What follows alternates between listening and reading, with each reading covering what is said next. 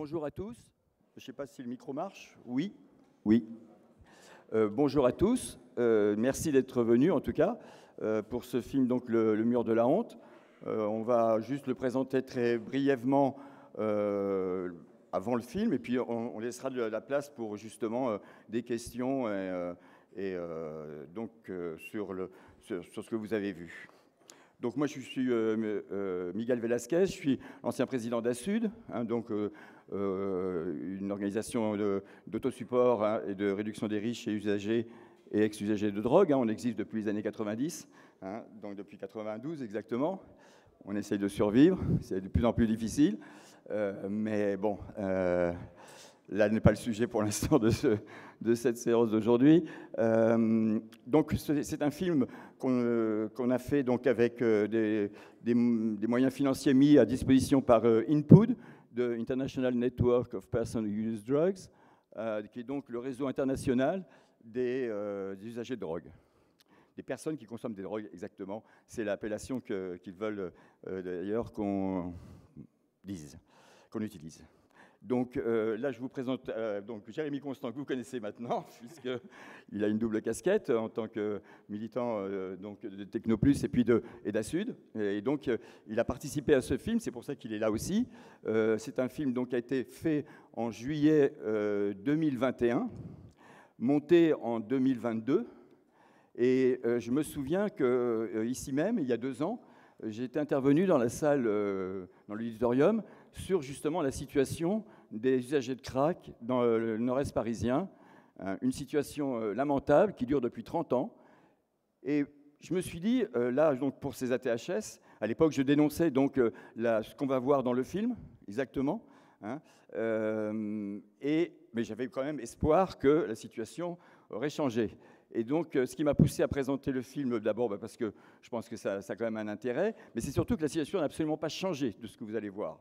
Et même s'ils ne sont plus donc à la porte de la Villette, qui sont retournés justement à Stalingrad, ce qui est quand même une ironie incroyable, parce que ça fait 30 ans qu'on les balade depuis depuis la Villette, donc Stalingrad, pardon, jusqu'à la Goutte d'Or, en passant par la porte de la Chapelle, la fameuse colline du Crac, on en reparlera, donc qui a été évacuée donc en 2019, on dit, c'est ça, hein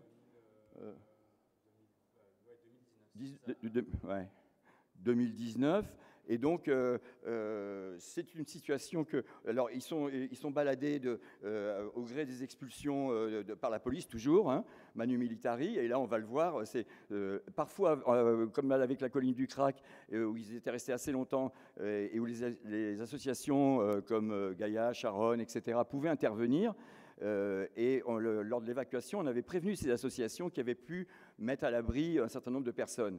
Dans cette dernière évacuation donc, des Jardins des Halles, donc, qui a eu lieu en juillet 21, personne n'a été prévenu, ni les associations, ni même la mairie de Paris, ni la mairie d'Aubervilliers, dans lesquelles on allait installer, entre guillemets, moi je dirais plutôt déporter ces personnes, parce qu'on est venu les prendre en bus, Manu Militari, et on les a embarqués jusqu'à un autre endroit, près du périph'. Et donc, vous allez voir donc, le film. Quand même pour préciser, depuis ça a encore beaucoup changé, il y a encore beaucoup d'évolutions sur les sites, sur les lieux d'implantation, des espaces confirmés, des gens qui sont encore déplacés, donc en très peu de temps, c'est presque encore, l'actualité est loin du film, malheureusement. Oui, et donc en fait c'est une situation qui pourrit depuis 30 ans. Et donc à chaque fois, alors de temps en temps, les médias se speed. Oh là là, c'est l'horreur, machin. Alors les riverains, effectivement, des endroits sont excédés parce qu'il n'y a pas de solution. Et on va voir justement que les riverains, loin de l'image, alors bien sûr, il y a toujours un collectif poussé par l'extrême droite qui surréagit, mais les autres, ils réagissent, mais d'une manière tout à fait compréhensible et normale, je dirais, face à un problème qu'on leur balance dessus. Et alors qu'il existe des solutions, c'est justement l'ouverture de plusieurs salles de consommation. Les associations sont prêtes, on parle de 3 salles, voire même de 4 salles, histoire d'atomiser justement qu'il n'y ait pas une concentration, parce que la gestion d'une salle de consommation de crack, c'est pas la même chose que la gestion d'une salle de consommation d'injection. Dans celle de Paris, il y a un petit espace pour l'injection, mais qui est fait pour les personnes qui injectent et qui veulent ensuite fumer. Elle n'est pas destinée, d'ailleurs elle n'était pas prévue dans le projet initial, c'est Gaïa qui a voulu quand même avoir un petit espace, mais elle ne peut absolument pas absorber les 200, 300 personnes, parce qu'on parle d'un collectif qui oscille entre 100 et 400 personnes hein, qui consomment du crack dans la rue. Il ne faut pas oublier qu'il y en a 13 000 en Ile-de-France qui consomment du crack et qu'on ne voit pas. Hein. Ça, on ne les voit pas parce qu'ils sont intégrés, parce qu'ils ont un chez-soi. Le chez-soi d'abord, c'est quand même la base. Et en ce qui concerne ces personnes à la rue, eh ben oui, elles consomment dans la rue parce qu'elles vivent dans la rue. Hein. C'est avant tout un problème qu'on va le voir. Bon, je vous laisse regarder le film et ensuite on en reparle plus longuement. Alors.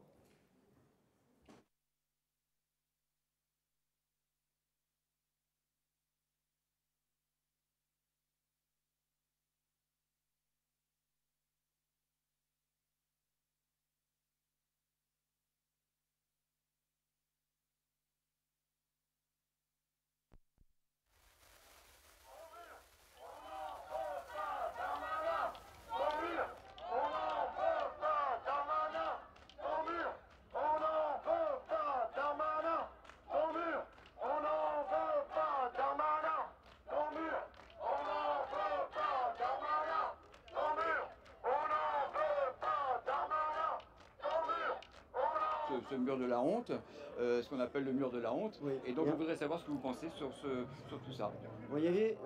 Bon, je suis adjoint au maire en charge des 4 chemins. Bon, imaginez combien, vous le savez sûrement mieux que moi, ceux et celles qui ont été déplacés par le ministère de l'Intérieur et qui sont maintenant sans concertation en plus avec les associations. Avec les associations. Rien. Nous savons tout cela. Même la mairie de Paris n'était pas prévue, elle a été prévue le matin même. Tout à fait, nous pareil. C'est le quartier le plus pauvre de Paris, de France. Oui, oui. Donc voilà. Et ça suffit quoi. On ne peut pas prendre la misère du monde, comme disent. Voilà. On est d'accord pour prendre notre part, mais voilà. Il faut aussi être capable de travailler en réseau et de gérer cette problématique. Parce que si on la déplace, ça va faire la même chose. Ça fait 30 ans qu'on balade le problème, depuis la Goutte d'Or jusqu'à la Porte de la Chapelle, en passant par Stalingrad, Éole et maintenant Pantin. Pantin, mais bien avant, à Saint-Denis, on a eu les craqueurs à Saint-Denis, bien avant. C'est trop pour nous, les riverains, c'est trop. On n'y arrive pas. L'idée, c'est de faire peut-être des salles de shoot à petit gabarit dans plusieurs arrondissements, mais ça veut dire que tous les arrondissements acceptent, comme les arrondissements chics, comme les arrondissements moins chics. C'est ça l'idée, c'est là-dessus qu'il faut revenir.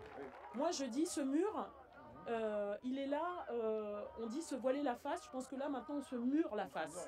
Je sais plus quoi faire maintenant, que t'es parti, je pense à avant. J'attends seulement que tu reviennes, car t'es accro à moi comme cocaine. Et je sais plus quoi faire maintenant, que t'es parti, je pense à avant. J'attends seulement que tu reviennes, car t'es accro à moi comme cocaine.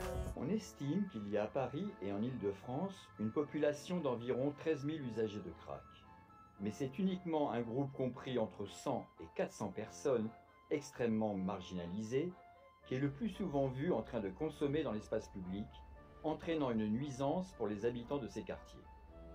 Malgré cela, depuis l'arrivée du crack à Paris et sa région il y a une trentaine d'années, le gouvernement n'a fait que proposer des mesures bouche-trou au lieu d'adopter une stratégie sur le long terme pour vraiment résoudre ce problème. Ce groupe d'usagers a donc été chassé d'un espace public à l'autre depuis leur apparition il y a 30 ans, sans aucune volonté réelle de les prendre en charge de la part des autorités, ou même à permettre aux associations de le faire. Les fumeurs de crack se sont concentrés dans le nord-est parisien dans les années 90. D'abord, autour de la place de Stalingrad dans le 19e arrondissement. Plus tard, ils seront déplacés sous la pression policière vers le quartier de la Porte de la Chapelle, et tout particulièrement vers ce que l'on a appelé la colline du crack, où ils survivront dans d'infâmes conditions pendant plusieurs années. Diverses associations comme Médecins du Monde, Gaïa et Charonne essaieront d'apporter leur soutien par des distributions de matériel de réduction des risques, de mise à l'abri temporaire, etc. Mais en 2019, les autorités décident à nouveau d'évacuer les usagers de crack de la colline. Les usagers vont alors s'éparpiller dans le nord-est de la ville et vont pour un certain nombre revenir à Stalingrad et un peu dans les jardins des halles tout proche de la place. Après plusieurs mois, les tensions avec les habitants vont augmenter, ce qui décide le préfet de police à vouloir les expulser à nouveau. Tous les consommateurs de crack de la capitale sont regroupés dans notre quartier. Mais une intervention de la mairie de Paris freine cette initiative en offrant provisoirement pour l'été et dans l'attente d'une solution pérenne aux usagers de séjourner dans les jardins des halles jusqu'à 1 h du matin. Encore une fois, aucune solution de prise en charge sur le long terme n'est proposée par le gouvernement. La situation dans les jardins devient de plus en plus intenable avec les riverains, dont l'accès aux jardins devient difficile avec leurs enfants. Certains dealers de cannabis et bandes s'en prennent même aux usagers à coups de mortier, de feux d'artifice, car ils ont peur de perdre leur clientèle par la présence des usagers de crack et de la police qui les surveille. La maire de Paris, Anne Hidalgo, se tourne alors vers le Premier ministre pour exiger l'ouverture de plusieurs centres d'accueil dans sa ville pour les usagers de crack, afin d'aider à résoudre le problème. Mais, sans attendre cette réponse, le ministre de l'Intérieur Gérald Darmanin, qui incarne l'aile dure sur cette question, décide en septembre 2021 d'interdire l'accès du jardin aux usagers et encore une fois de les déplacer, mais sans consulter aucun des acteurs, associations, mairies, etc.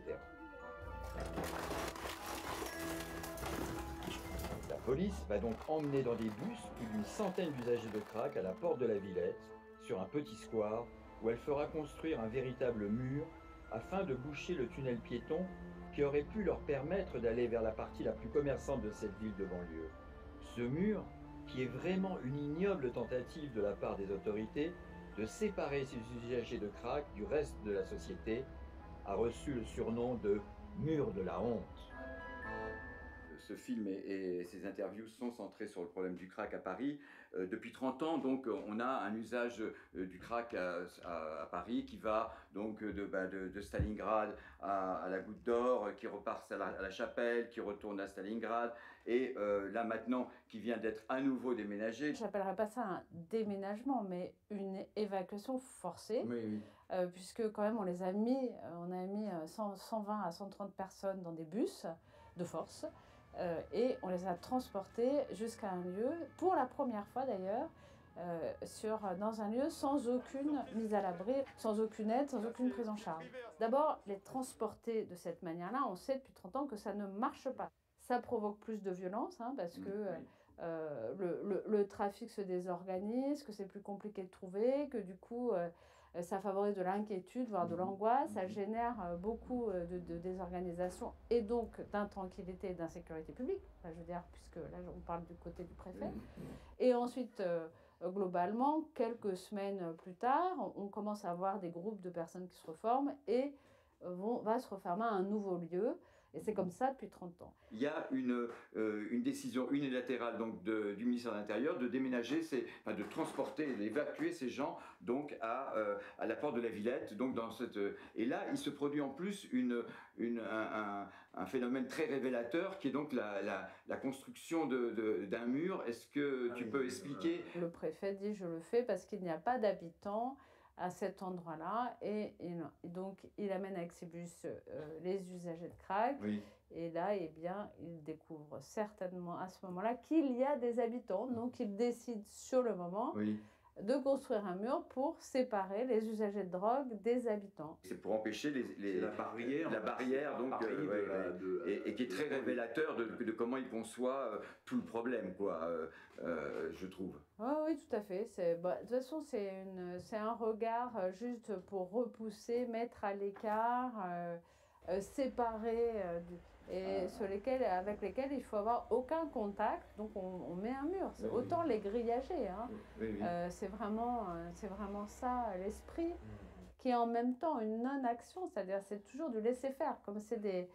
On ne les prend pas en charge, on n'aide à rien, on n'a pas de politique de santé publique du tout, ni de politique publique en faisant ça. Et c'est une situation complètement intenable actuellement et franchement, j'espère qu'on va réussir à pouvoir avancer. Donc avancer justement, ça veut dire quoi pour toi et donc la mairie quoi, de Paris, avancer, quelles sont les propositions? Ça veut dire étendre justement, faire une extension de ces carudes pour avoir à la fois plus de place pour faire des centres, que ce soit de l'hébergement, du repos et de l'espace de consommation, de manière à vraiment à chaque fois, donc nuit et jour, pour pouvoir avoir une prise en charge sérieuse là où ils en sont. La proposition, ce serait 3 centres. Je pense qu'en fait, on n'est pas fixé sur le chiffre. Peut-être qu'on pourra arriver à plus que ça.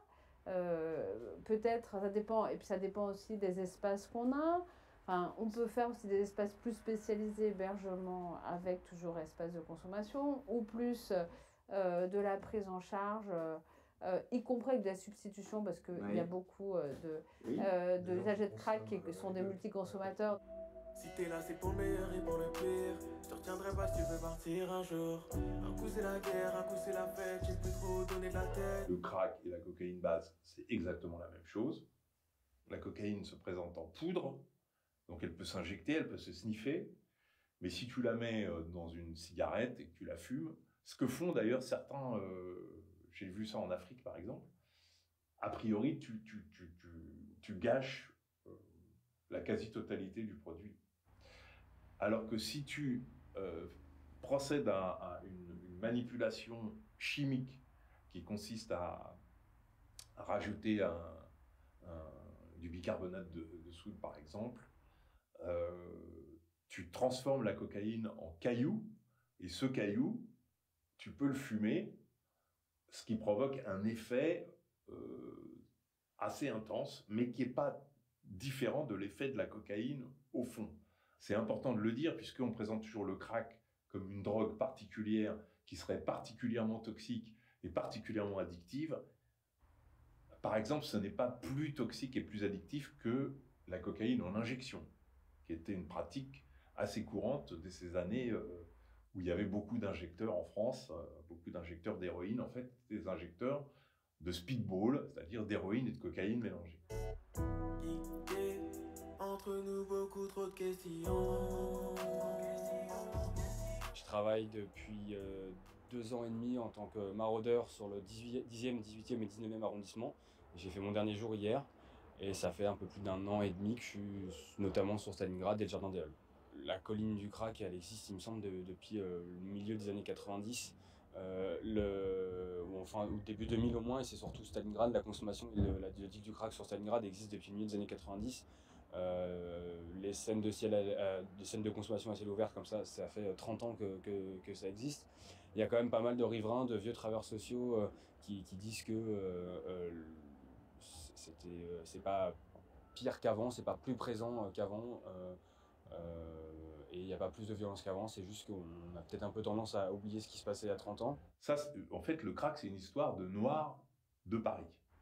Une communauté installée à Paris, la communauté des Antillais, donc les gens qui viennent des Antilles ou de Guyane, c'est-à-dire des colonies actuelles d'Amérique du Sud française, avaient cette habitude de fumer la cocaïne, parce que c'est des endroits qui sont proches des endroits où on a de la cocaïne base, des endroits de production de la cocaïne. Les Antillais ont appris à leurs frères africains à fumer la cocaïne base. Ces Africains, souvent, étaient des dealers. Il y a effectivement surtout une population noire, plutôt africaine, d'Afrique de l'Ouest. Et ça, c'est des consommateurs qui sont là depuis les débuts. C'est des personnes qui ont migré il y a 20, 25 ans, 30 ans. Il y a aussi des Antillais, c'est des gens qui sont là depuis 30 ans avec des parcours d'émigration aussi, où ils ont vécu la guerre dans leur pays. Il y a du Sénégal, Côte d'Ivoire, Ça, c'est pas l'Ouest, mais il y a des Somaliens aussi, Mauritanie, Togo, il y a des Congolais aussi. C'est des personnes qui ont vécu la guerre, qui ont fui leur pays et qui sont là depuis des années. Ça, c'est un des premiers groupes qui composent la population de crack à Aeol. Le deuxième, c'est des migrants plutôt récents de Syrie, d'Afghanistan, plutôt du Moyen-Orient, qui aussi ont vécu des guerres, qui ont fui leur pays et qui ont vécu un parcours migratoire aussi destructeur, qui ne consommaient pas pour beaucoup au début en arrivant en France. Ils pouvaient consommer chez eux. D'autres ne consommaient pas, ils sont arrivés, ils ont fait un parcours de demande d'asile, de titre de séjour. Ça a duré 1 an, 2 ans, à se faire balader entre la CIMAD, l'OFI, le transfert d'asile, les accompagnements sociaux, etc. Et au bout d'un moment, c'est des personnes, moi, de ce que j'ai vu et ce que j'interprète, c'est des personnes qui ont lâché, qui n'en pouvaient plus, qui étaient fatiguées, épuisées, qui sont mis à complètement stagner dans la rue. Et au bout d'un moment, l'alcool est venu, le crack est venu pour aussi une consommation un peu occupationnelle et pour apaiser aussi l'esprit et pour pouvoir dormir. Ça amène d'autres problématiques. Et il y a une troisième population, et c'est aussi des gens qui ont un parcours d'aide sociale à l'enfance, de foyers, de familles d'accueil, où il y a eu des violences physiques, sexuelles, des abandons. Et du coup, pareil, une psyché qui est entamée et une difficulté à se considérer, à avoir envie d'être considéré, à s'insérer dans des groupes sociaux. Donc c'est un peu, moi, les 3 populations que je vois en consommation précaire. L'une des propriétés de la cocaïne, tous les women le connaissent, c'est d'avoir un effet très intense et très bref. Quand on maîtrise sa consommation, qu'on a des moyens financiers et qu'on a une structure sociale, cet effet très bref qui est suivi d'une descente, on peut le maîtriser et utiliser cette cocaïne base à titre récréatif. C'est d'ailleurs ce que font, à mon avis, la majorité des consommateurs de cocaïne base. Mais quand on est SDF, voire avec des problèmes psychiatriques qui sont liés à cette condition de grands exclus, de personnes qui vivent dans des conditions extrêmement dures, extrêmement misérables, cet effet très bref de la cocaïne, évidemment, participe à une forme d'addiction très violente. Mais il est important de préciser que cet effet de la cocaïne ne provoque pas nécessairement ni de violence, ni de comportement exhibitionniste, ni tout ce qu'on reproche aux cocaïnomanes et aux ce qu'on appelle les craqueurs dans les médias et ce qui leur est reproché de la part des riverains, c'est-à-dire en fait l'étalage de leur misère, l'étalage du fait qu'on a affaire à des gens extrêmement vulnérables. C'est absolument pas dû à l'effet de la cocaïne. Je voulais pas te mentir, mais j'ai dû choisir entre facilité et courage. La signification de votre pancarte? C'était en réponse à Darmanin, qui parle de séparatisme pour stigmatiser les musulmans, notamment les musulmans de quartiers populaires. Oui. Donc il fallait retourner les stigmates, ça veut dire que le vrai séparatisme, il vient d'en haut, il vient du ministère de l'Intérieur, qui va rajouter de la misère dans un quartier populaire, qui est plein de ressources, plein de solidarité. Par rapport à la police, comment ça se passe? Certains viennent au contrôle normal et tout. Il y en a qui arrivent qui t'étranglent carrément. Mais vraiment, qui t'étranglent pour pas carrément. Ouais. Ils vont pas au-delà de... Ah oui, ils tapent vraiment certains. Hein. Ils tapent. Ah oui, ils arrivent... tout de suite. Ils te prennent, hop, ils t'étranglent. Et ça, c'est interdit. Hein, mais bon. En fait, ils ont vu l'action, l'échange qui a été fait. Oui. Et pour pas qu'on l'avale, ils t'étranglent. Ils étranglent, oui. J'ai assisté déjà à ce genre de scène. Moi, une fois, ils m'ont étranglé. J'ai failli, je suis pas tombé. Et ils ont vu qu'ils ont fait une connerie et ils m'ont laissé... D'une part, de toute façon, je l'avais avalé. Et ils peuvent jouer à un gros. Ils ont tué quelqu'un à Gare du Nord, un gros vendeur, en lui mettant la matraque sur là. Et ils l'ont cassé et il est mort. Si vous êtes un jeune bourgeois blanc Vous avez d'ailleurs peu de chances d'être inquiété, peu de chances d'être interpellé, peu de chances d'être fouillé. Mais si, par erreur, vous êtes pris dans un concours de circonstances qui fait que vous êtes quand même interpellé en train de fumer un joint sur la voie publique, par exemple, on vous met une amende éventuelle de 200 €, ça c'est dans la loi. Donc il faut pouvoir payer ces 200 €, et ensuite vous avez le droit de rentrer chez vous, ou alors dans le pire des cas, on ferme les yeux avec une petite recommandation de ne plus commander, de ne plus recommencer. Par contre, si vous êtes noir ou arabe, ou si vous avez un look qui vous apparente aux classes sociales défavorisées, un look de rappeur, vous finissez en garde à vue, et la loi s'applique avec la plus extrême rigueur, c'est-à-dire que c'est une infraction, et une infraction qui est punie par 1 an de prison.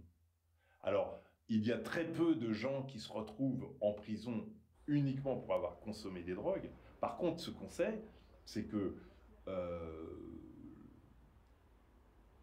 tous les gens qui sont en prison pour des questions liées à l'usage de drogue appartiennent à ces classes défavorisées et sont très souvent issus des populations postcoloniales. Ça, c'est une réalité, et c'est une réalité d'autant plus incontestable qu'elle est utilisée par nos démagogues d'extrême droite qui disent, vous voyez bien qu'on a un problème avec l'immigration, puisque les trafiquants sont tous des gens qui sont noirs et arabes. Évidemment, il n'y a que les noirs et les arabes qu'on attrape et qu'on met en prison, les autres échappant au filet. J'en ai fait des bêtises, je sors sans prévenir, tu finis par être à bout.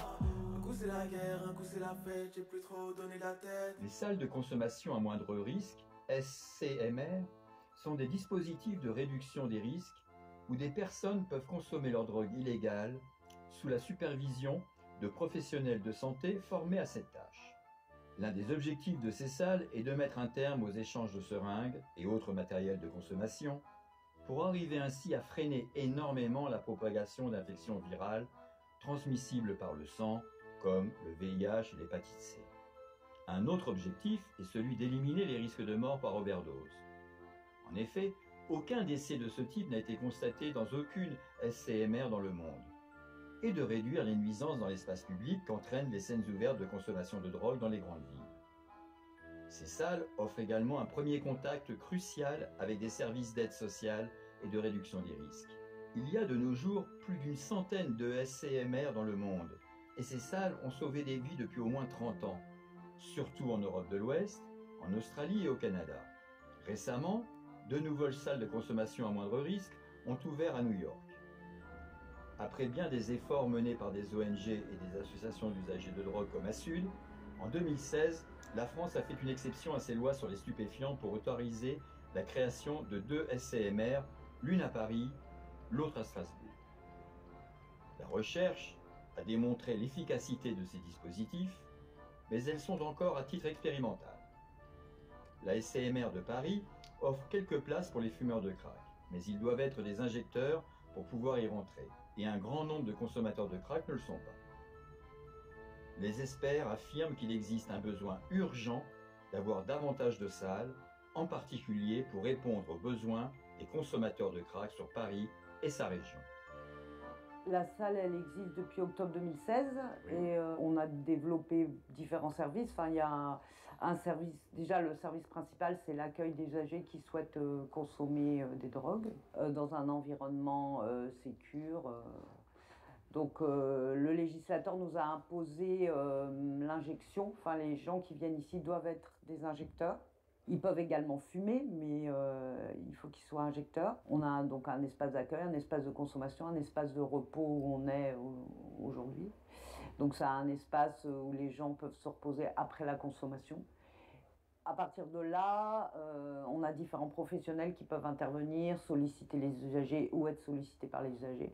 Donc du travail social, de l'accompagnement, des démarches et une prise en charge sur le plan médical. Donc on a un médecin à plein temps et un mi-temps de psychiatre et pas mal d'infirmiers. Donc ça peut être du dépistage VIH, hépatite C, fibroscan, traitement hépatite C.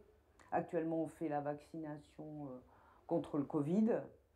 Ça peut être aussi voilà, de la coordination de soins, parce que les gens vont et viennent dans différents services ou à l'occasion d'hospitalisation aux urgences. Donc nous, on fait pas mal de coordination de soins pour récupérer leurs comptes rendus, leur reprendre des rendez-vous, les accompagner à leurs rendez-vous, faire un suivi. Il y a des gens à qui on peut aussi délivrer des médicaments, notamment il y a quelques personnes qui ont des traitements antirétroviraux contre le VIH. On a également un programme d'échange de seringues à l'entrée. Donc les gens qui ne sont pas inscrits peuvent venir chercher du matériel. On a pas mal de monde. Et on fait aussi des maraudes dans le quartier. Donc des maraudes 2 fois par jour, tous les jours. Donc autour de la salle, autour de l'hôpital et de la gare SNCF. On va parfois un petit peu plus loin pour contacter l'usager, prendre contact avec les riverains. Et depuis le début du premier confinement, on a mis des gens à l'abri à l'hôtel, en partenariat avec l'association Aurore. Et on a actuellement, je crois, 70 personnes qui sont à l'hôtel. Et on a une équipe de visite à domicile, entre guillemets, qui va les voir 5 fois par semaine. Pour les urgences, les overdoses, les malaises, les crises d'épilepsie, enfin voilà, on a 2 possibilités. Soit on prend aussi pas mal en charge les gens ici et après on peut les transférer aux urgences de l'hôpital. Et si c'est une urgence absolue, enfin très grave, on a un recours direct au service de réanimation qui se déplace et qui vient ici en moins de 5 minutes. Mais donc ici, il y avait une situation dans le quartier avant l'arrivée de la salle, d'achat et de consommation, je dirais, sauvage, avec certainement des overdoses un peu dans les toilettes publiques ou dans les parkings ou dans les halls d'immeubles. Il y avait un impact sur le quartier quand même avant l'arrivée de la salle qui était très fort. Avant la salle, enfin depuis 2005, il y avait donc cette scène de consommation. Alors ça se passait dans les toilettes publiques, dans les halls d'immeubles, sur les trottoirs. Il y avait, oui, des rassemblements de 30, 40 usagers assez régulièrement et des consommations de rue très importantes qu'on diminuait beaucoup avec l'ouverture de la salle. L'enquête de l'INSERM qui a été menée depuis le démarrage du projet, enfin même un peu avant, a montré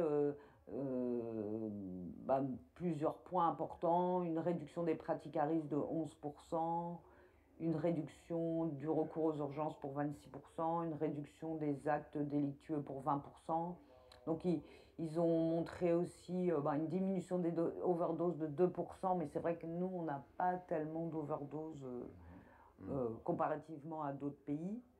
Donc on voit l'accès aux soins qui est facilité, ne serait-ce que pour accéder au traitement hépatite C ou au traitement de substitution. Sur l'environnement, on a une réduction de 3 fois, une réduction, les seringues usagées, enfin le matériel usagé a été diminué par 3. Il reste évidemment quelques personnes qui continuent à injecter dehors et c'est un peu toujours les mêmes. On a eu, je crois, depuis l'ouverture de la salle, c'est 250 000 injections qui ont eu lieu dans la salle, enfin 250 000 consommations. Donc on voit bien que ça réduit l'impact. Entre nous, beaucoup trop de questions. Moi j'habite, mes fenêtres donnent sur la salle, je suis à l'angle rue Guy Patin, Ambroise Paré, Magenta, donc je vois la salle. Donc un vrai riverain de la salle. C'est ça, vraiment ce que ça a amélioré, c'est que ça a fait disparaître ces scènes d'injection. Que maintenant on peut retourner au square Cavalier-École, qui est au square de l'école, qui est redevenu un square où on peut aller avec des enfants, on peut aller jouer avec des enfants, on a beaucoup moins de seringues. Ça n'a pas tout amélioré, puisqu'il y a quand même encore des scènes d'injection, on les voit dans la rue, mais ça a rétréci de toute façon déjà le périmètre des quelques rues. On est vraiment sur 2 rues où se retrouvent ces scènes d'injection. On nous dit souvent, mais ça veut dire quoi, éduquer les enfants, t'as pas peur d'éduquer ton enfant face à autant de drogue? Non, bah déjà, 1, c'est mon rôle de parent. 2, la meilleure prévention, c'est finalement aussi de voir et de parler des usagers, parce que ça fait pas envie. C'est pas la drogue festive, c'est quand même des personnes en très grande précarité, en très grande misère. Donc c'est une prévention. Je ne sais pas, moi, ces débats centre ouvert, centre fermé. Je pense que de toute façon, il y a des gens qui, eux, peuvent se mettre en tas et réfléchir ensemble. Il y a des tas de structures associatives qui peuvent faire du bon boulot ensemble. Mais ça, encore faut-il qu'on ait le courage de faire des tables rondes pour poser les vrais problèmes sur la table. On a ce lieu Porte de la Chapelle où on pourrait tout à fait, très rapidement, faire au moins une première salle qui accueillerait où on pourrait permettre la consommation de crack, puisqu'on a un lieu de repos avec... c'est des containers en fait qui sont sous le périphérique, il n'y a pas de riverains, les gens peuvent dormir, se doucher, voir un soignant, enfin voir des travailleurs sociaux, et on pourrait faire un container de consommation. Ça serait très simple, mais personne ne se décide à nous donner le feu vert, quoi. Je pense que la mairie de Paris ou les maires d'arrondissement pourraient très bien décider d'ouvrir des lieux où les gens peuvent consommer, comme l'ont fait le bourgmestre de Lille ou de Liège et le bourgmestre de Bruxelles. Ils n'ont pas de loi en Belgique. Hein. C'est les bourgmestres qui ont pris sur eux et qui ont décidé de faire ce qui semblait utile pour résoudre ce problème de consommation sur la voie publique. Donc légalement, ils pourraient très bien le faire, la mairie de Paris pourrait très bien mais ils pourraient le faire comme l'ont fait les bourgmestres mais ils ne veulent pas se retrouver dans cette situation-là. Parce qu'ils ne seraient pas hors la loi. Il y a quand même une loi qui a été votée en 2016 pour que nous, on ouvre ici. Donc il y a une loi, il y a un encadrement, en tout cas jusqu'en 2022. D'accord. Donc ils pourraient très bien le faire. D'accord. Quel serait pour toi un monde idéal, en tout cas par rapport à ta consommation? Il n'y a pas de monde idéal. Non, mais par rapport à ta consommation. Par rapport à ma consommation? Oui. Qu'on me fournit ma loi. Qu'on te fournit la galette. Je déconne. Oui. Mais surtout, avoir... tout ce qu'il me faut, quoi, et puis être tranquille. Oui. Que quand je prends ma galette, qu'il n'y a pas des cons qui viennent me prendre la tête. Ou... Voilà. Dans une salle de consommation, ça serait le cas. Exact, c'est ça.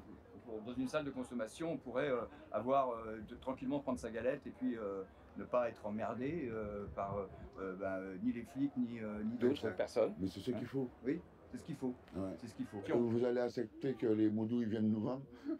Les moudous, tu sais, ils vendront à 500 mètres, à 300 mètres. Si c'est ça, c'est cool. Une salle de consommation et que les moudous sont pas loin, c'est sûr que ça va marcher. Ouais. La spécificité du crack, et ça il me semble que c'est conforté par les salles de consommation qui existent à l'étranger où il y a des consommateurs de cocaïne, notamment des injecteurs ou des inhalateurs, c'est qu'il y a un balai incessant entre le lieu d'achat et la consommation dû à la spécificité du crack. Et donc, à ma connaissance, les lieux de consommation de Bâle que je connais ou de Genève, le lieu d'achat, donc l'offre, en l'occurrence pour nous ce serait les moudous, sont à proximité, disons, dans le périmètre de 300 mètres. Avec une tolérance. Soyons très clairs, ce n'est pas des endroits où on a légalisé la consommation de crack, c'est une tolérance réglementaire de la police. Dans le contexte parisien que tu décris, s'il s'agit de s'adapter à cette consommation de crack, est-ce que dans les propositions qui ont été faites, cette spécificité est prise en compte, à savoir le fait qu'il y aura, pour que ça marche, nécessairement une tolérance de la vente à proximité, parce que sinon on s'embarque, à mon avis, dans un projet illusoire. Je suis pas inquiète là-dessus parce que j'ai vu par exemple à Strasbourg, il y a, elle est restée la salle d'inhalation et il n'y a pas d'espace de tolérance officiel d'île de crack à proximité de leur salle de consommation. Et ils ont vraiment de l'usage de crack. Si on voit qu'il y a des aménagements à faire ou qu'il y a des impossibilités ou que du coup on se retrouve devant une situation qui ne fonctionne pas, à revoir. Je veux dire, moi je suis une profonde réaliste sur ces trucs-là. Le mieux l'ennemi du bien, moi je ne dis pas que c'est bien, mais je dis qu'en tout cas, ce qu'il faut c'est débloquer tout de suite les choses, parce que là, en fait, ça monte, comme on ne fait rien, le côté anti-crack, c'est-à-dire juste guerre à la drogue absolue, on n'en veut plus, on veut juste presque les remettre en prison. En réalité, on n'est quand même pas très loin. Et vraiment, dans le, on est un peu dans un truc régressif là-dessus, dans le grand public, dans l'esprit du grand public. Donc je pense que la première des choses, c'est de montrer comment les choses peuvent se réguler et bien se passer. C'est quoi ton ressenti par rapport à donc, ce qui se passe avec les voisins, avec les riverains? Ils ont raison. Excusez-moi, même si je suis consommateur, mais ils ont raison. Vous imaginez votre enfant, ils ont raison. Excusez-moi de dire ça, même si je suis Non, mais ils ont raison. Parce que, imaginez-vous que je suis en train de fumer pas de chez vous et vos enfants. Oui. Ils ont raison de gueuler, de... Mais ouais. Toi, tu penses que l'ouverture d'une salle, ça serait quelque chose de positif? Oui, ce serait positif. Et qu'est-ce que tu dirais aux décideurs et aux riverains pour les convaincre de ça? Qu'est-ce que tu leur dirais? Ben, de discuter avec nous, les consommateurs, mais pas les gens qui nous accueillent, et voir la mentalité, comment on parle, avant et après d'avoir consommé. D'accord. Et là, ils verront qu'on n'est pas des monstres. C'est le mot crack qui fait peur, c'est tout. Oui. Parce que là, on a discuté, je vous ai pas mangé, j'ai pas mangé les caméras. Et je suis comme tout le monde. Bien sûr. Sauf que je suis consommateur. Voilà. Et on n'est pas né avec du crack dans la bouche ou une aiguille dans le bras. Bien sûr. Bien sûr. Qu'est-ce que tu pourrais dire aux riverains du 19e pour les convaincre justement de l'utilité de cette salle et de ne pas avoir la tentation de, si tu veux, de repousser le problème à un autre quartier, quoi. Pas de ça chez moi. Ça, c'est la pire erreur. C'est-à-dire que la stratégie de dispersion, quand la colline du crack a été dispersée, quand le tunnel Rosa Parks a été dispersé, on les retrouve immédiatement au square Cavell-École ou à la gare du Nord. Donc ça ne marche pas. Et donc nous, on leur avait dit déjà, ça va péter. Si vous faites rien, ça va péter. Nous, ce qu'on dit au collectif de Stalingrad, c'est que ça va améliorer votre quotidien. Ça ne va pas faire disparaître la drogue dans le quartier, mais ça va l'apaiser. Parce que un craqueux, un injecteur, s'il passe dans un espace de prise en charge, de réduction des risques, s'il a besoin de consommer 8 fois, mais qu'il en fait 6 dans la salle, ça en fait déjà 6 de moins dans l'espace public.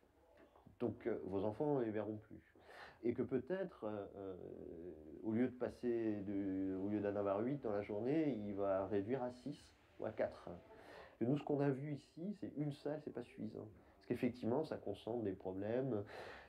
Il y a des usagers de drogue, sont aussi des SDF, ils ont des histoires, tu m'as piqué une 8-6, machin, et donc ils se retrouvent là, ils s'engueulent. Mais pas parce que c'est des consommateurs de drogue, simplement parce que c'est des gens dans la rue et que, comme tout être humain, il y a des amitiés, des inimitiés, etc. Et donc, disperser le problème par plusieurs dispositifs, ça permet d'atténuer le quartier. Et que quelqu'un qui est pris en charge est quelqu'un de beaucoup plus apaisé. Ils auront sans doute moins de seringues dans leur parc, moins de pipes à crack dans leur parc, parce que elles seront prises en charge. Bien sûr. Alors, ils en trouveront encore. Mais ils en trouveront 10 fois, 100 fois moins qu'ils en trouvaient avant. Et je trouve que ça, c'est quand même très apaisant. Puis surtout, ils auront des interlocuteurs. Je trouve que ça, c'est le truc le plus important. Ce que les riverains entendent, certains riverains ont du mal à comprendre, c'est qu'ils pensent qu'on va faire disparaître totalement le problème, comme on leur promettait de faire disparaître toute consommation de drogue. Il y a encore pas très longtemps, les politiques ou l'ONU, voilà. Ça, c'est impossible. Enfin, il faut que les gens intègrent cette pratique-là comme étant une pratique de société du XXIe siècle. Et c'est ça, je pense que les gens veulent faire disparaître. Et ça, c'est pas possible. Une salle, ça fait pas disparaître les consommateurs.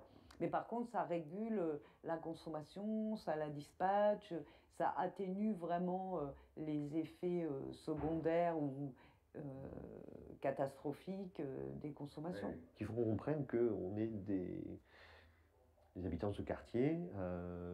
Les usagers de drogue sont aussi habitants de quartier. Ils ne sont pas dans les immeubles, ils sont dans les tentes Quechua, ils sont dans le parking. Ils sont là.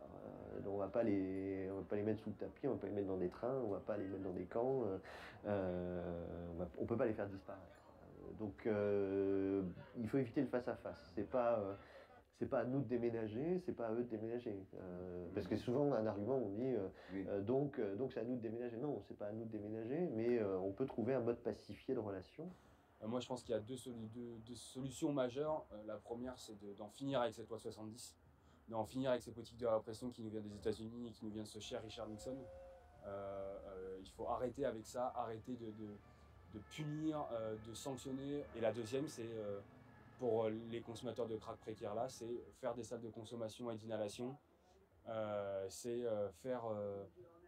accepter que les gens consomment et arrêter de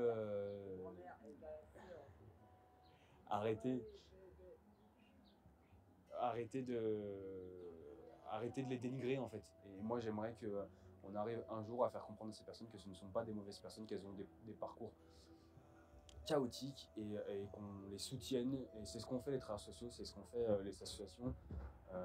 Moi en tant que consommateur, c'est aujourd'hui je me permets de dire que je suis consommateur, non pas sans risque, mais je me permets de le dire parce que j'ai choisi de ne pas avoir honte de ce choix que j'ai fait de consommer, qui est un plaisir. J'ai choisi de ne pas culpabiliser. Après c'est peut-être aussi parce que c'est plus facile pour moi, parce que je suis inséré, parce que j'ai eu une famille dans laquelle j'ai eu du cadre et du respect, et que je pense que mine de rien je suis blanc, et du coup je subis vachement moins la répression. Donc c'est ce qui me permet aujourd'hui de pouvoir revendiquer ça et le dire. Et j'aimerais qu'un jour on puisse leur permettre de se considérer aussi eux, parce que les associations, on les considère en travaillant avec eux et avec elles, ces personnes, et qu'elles méritent de la considération. Si t'es là, c'est pour le meilleur et pour le pire. Je te retiendrai pas si tu veux partir un jour. Un coup c'est la guerre, un coup c'est la fête. J'ai plus trop donné de la tête. J'en ai fait des bêtises, je sors sans prévenir. Tu finis par être à bout. Un coup c'est la guerre, un coup c'est la fête.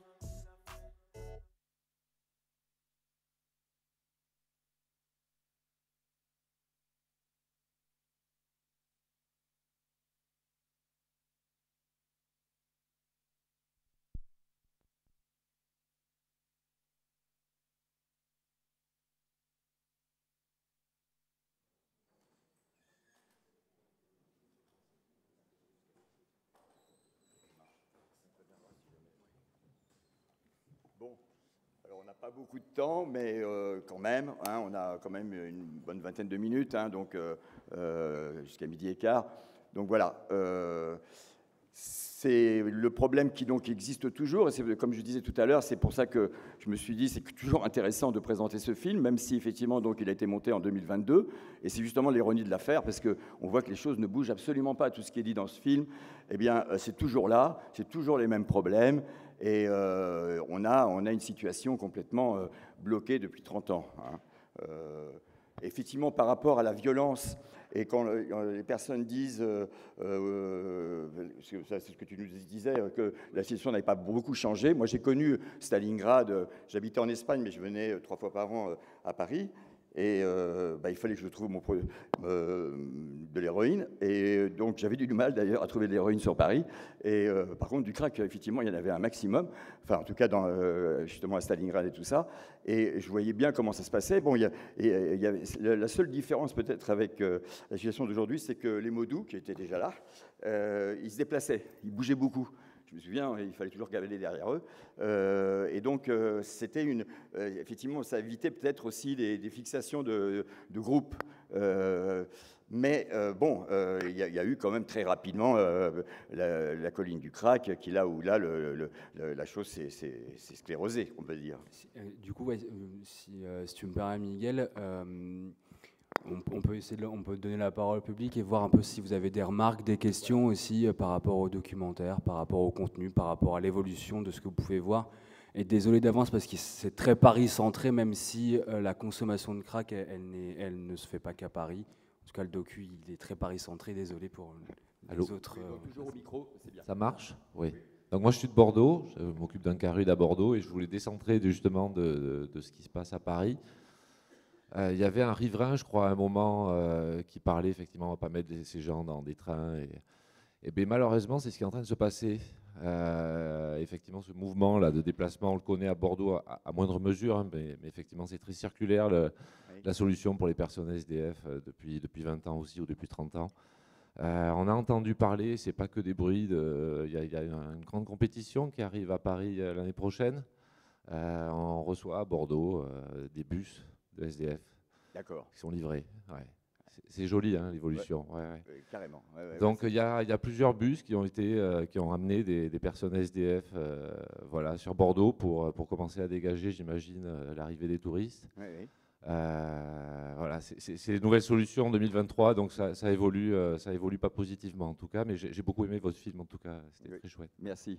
Oui, effectivement, donc c'est un truc qui est avec les histoires des jeux, ça va encore, mais c'est carrément, au lieu de se dire on va les intégrer dans des salles, non, on les déporte. Vraiment, en plus, bon, je ne veux pas faire des comparaisons, bien évidemment, hein, on est dans des situations très différentes, mais enfin, les histoires de bus, etc., de déporter des gens, enfin bon, on est confronté à des vieux souvenirs historiques, et franchement, c'est lamentable d'en être à ce point-là, quoi. Je termine avec 2 semaines à peu près de solutions d'hébergement pour eux maximum, et puis après on leur donne un guide du routard de Bordeaux, j'imagine, et débrouillez-vous, quoi. Ouais. De toute façon, il y a une demande de parole. De toute façon, toutes les propositions de les emmener, parce qu'il y en a eu beaucoup là, à ce moment-là, en septembre 21, oui, on va les mettre dans des centres fermés à l'extérieur, fermés ou semi-ouverts. Mais qu'est-ce qu'ils font dès qu'ils ont la possibilité, parce qu'on ne peut pas les garder, en plus c'est absolument anti-constitutionnel, on ne peut pas les garder longtemps. Et la première chose qu'ils font, c'est revenir sur Paris, évidemment, puisque c'est là où il y a le produit. Donc c'est une vue de l'esprit de prétendre de les mettre à l'extérieur. Enfin, c'est no way. Vas-y. Oui, Guillaume Petitot, je suis médecin addictologue sur Angers, dans un CSAP à Carude. Donc, c'est vraiment dans la même idée, en fait. C'est-à-dire que moi, ça m'a beaucoup parlé dans le reportage. Toutes les semaines, en fait, on a des bus sur Angers qui arrivent de craqueurs de Paris. D'accord. Et en fait, on est vraiment démunis de cette information, parce qu'en fait, c'est une information qui vient du terrain. Hein. C'est nos collègues travailleurs sociaux, d'autres associations d'hébergement qui se retrouvent débordés avec des patients qui n'ont pas demandé à être là, bon, ça rappelle des mauvaises histoires de notre passé en France. Et du coup, je voulais savoir si vous étiez un peu au courant des choses et s'il y avait quelque chose que nous aussi on pourrait faire du terrain pour peut-être éventuellement mieux répondre aux soins et prendre soin de nos concitoyens.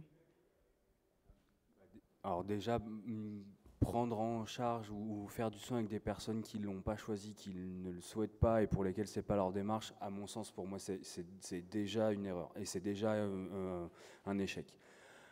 Pour ceux qui étaient là sur le docu d'avant, quand on parlait de Technoplus, de la réduction des risques en free party, quand on expliquait qu'il y a un moment, quand on a eu besoin de faire face au gouvernement, d'avoir des échanges avec eux, qu'on s'est mis en lien avec toutes les autres associations, je pense que là, au vu de ce que vous dites sur les déplacements vers Bordeaux, sur les déplacements vers Angers, le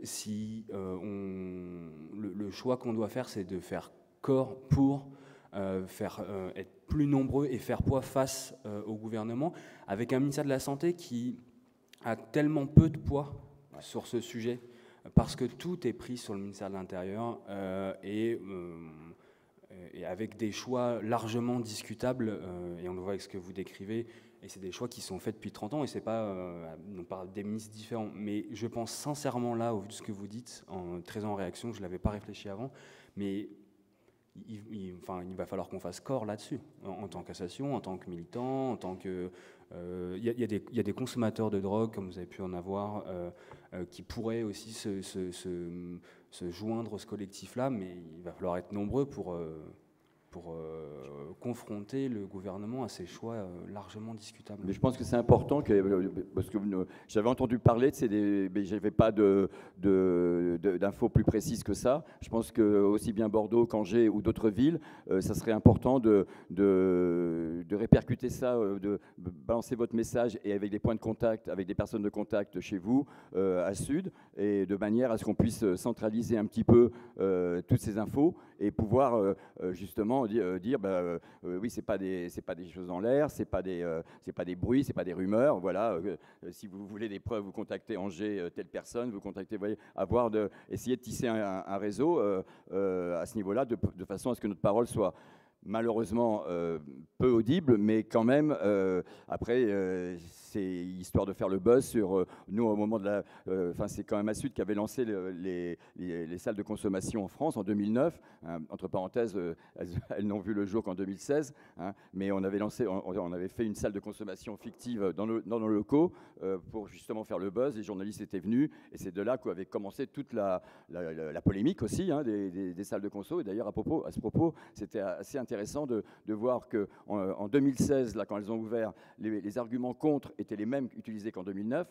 Et en 2009, ces arguments étaient les mêmes que dans les années 90, hein, que j'ai connus, justement des débuts de la réduction des risques. Mais oui, c'est donner de la drogue aux drogués. Enfin bon, tous ces arguments qu'on connaît contre. Et on voit que c'est exactement les mêmes. Et ça, là, il y a un problème à la base, c'est que la réduction des risques n'a jamais été expliquée par les différents gouvernements à la population française. Et d'ailleurs, à un moment donné, ça ne paraît pas dans le film. On le disait juste avant, le truc tant que c'est pas expliqué à la population, ça va être difficile à entendre. Je me souviens qu'on l'a pas pris ça paraît pas, mais il y a une femme qui me disait lors de cette manif, on était tombé par hasard hein, sur la manif, on allait filmer les usagers, puis enfin surtout le mur, et il y a une femme qui était là donc dans la manif qui disait, mais je lui parlais de réduction des risques, je lui dis mais expliquez-nous ce que c'est la réduction des risques, on ne sait pas, on ne connaît pas.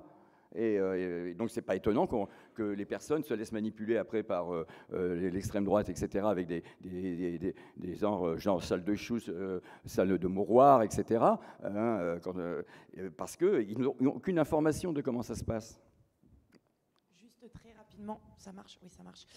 C'est pas du tout une légende et ça va pas être qu'à Bordeaux et à Angers, c'est prévu dans toute la France. C'est le gouvernement qui veut prévoir des sas d'accueil régionaux pour les personnes sans domicile fixe issues de Paris. C'est censé être basé sur le volontariat, c'est censé ne pas cibler la population migrante. L'argument du gouvernement étant que les hôtels ne veulent plus accueillir de personnes sans abri à l'approche des JO et qu'ils préfèrent accueillir des touristes. On a déjà eu des retours dans le cadre du dispositif Trend de Bretagne, ouais, par exemple, avec des régions qui ne sont pas équipées pour accueillir ces personnes. Voilà. C'était un point de précision sur ce dispositif qui est du coup national et qui vise en effet clairement à envoyer les sans-abri parisiens vers la province. D'accord. Donc vraiment, je vous incite à contacter Assud, nous faire part du problème dans votre région, dans votre ville, de façon à ce qu'on puisse lister un peu tout ça. Hein.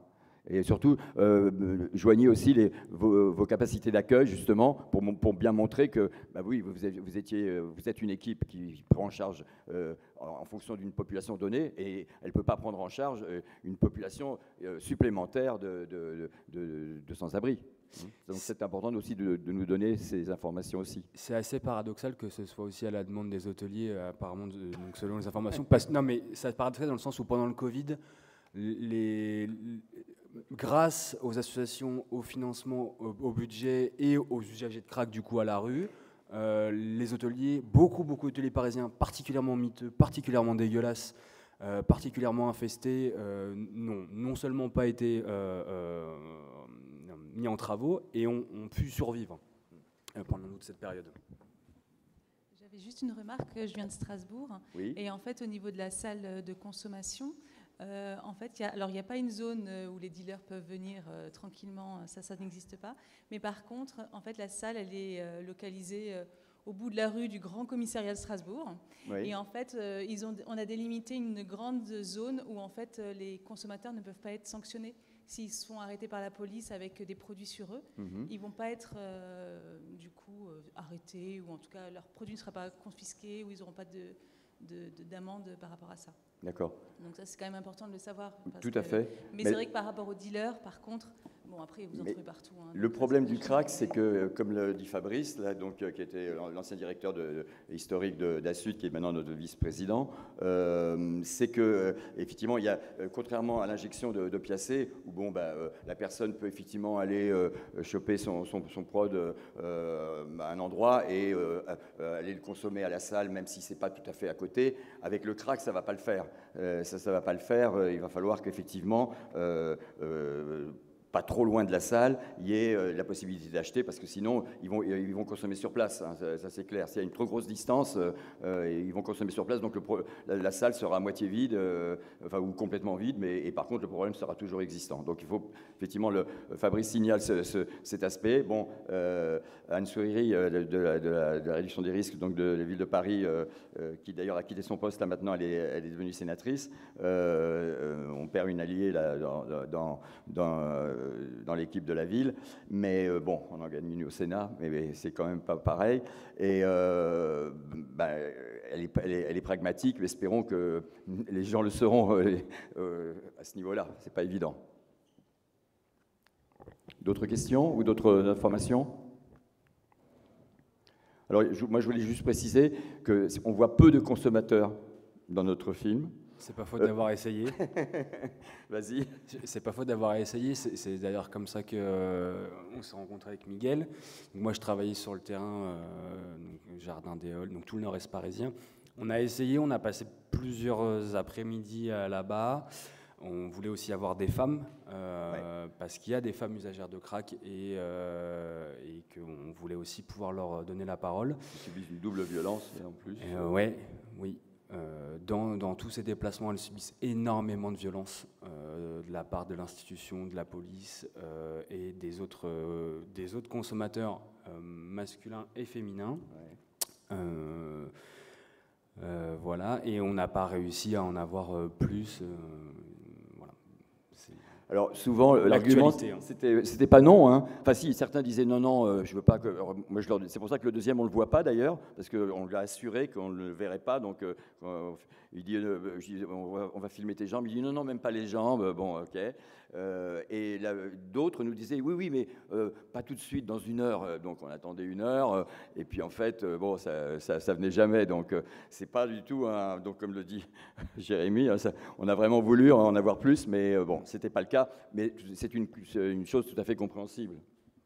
Oui, je voulais aussi préciser, il me semble, c'est le rapport Trend, donc je veux bien qu'on me corrige au cas où, de 2021, où les consommateurs de crack, ça représente 40 000 personnes sur le territoire national, donc on disait 12 000 sur le territoire parisien.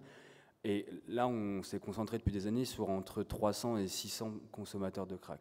Donc c'est quand même une infime partie de tous les consommateurs de crack. Donc Fabrice le disait, il y en a plein qui sont invisibles, qui ne se voient pas. Et en fait, on continue d'être, pour aller un peu, pour aussi revenir sur la question d'avant, je pense qu'il faut qu'on arrête de